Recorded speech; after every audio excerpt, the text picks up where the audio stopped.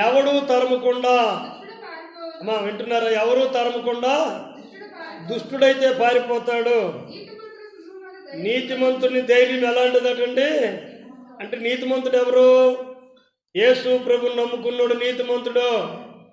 యేసు ప్రభునందు విశ్వాసం ఉంచినోడు. అబ్రహాము దేవుడిని నమ్మిన అది అతనికి నీతిగా ఎంచబడి. అబ్రహాం ప్లేస్లో నీ పేరు పెట్టుకో. అంత యోగ్యత అర్హత మనకు లేనప్పటికీ మనకున్నటువంటి దానిని బట్టి మనం నీ పేరు అక్కడ పెట్టుకో. నువ్వు దేవుణ్ణి నమ్ముతున్నావు, అది నీకు నీతిగా ఎంచబడతాడు. నీతిమంతుడు ఎలాగుంటాడటండి? సింహము వలే.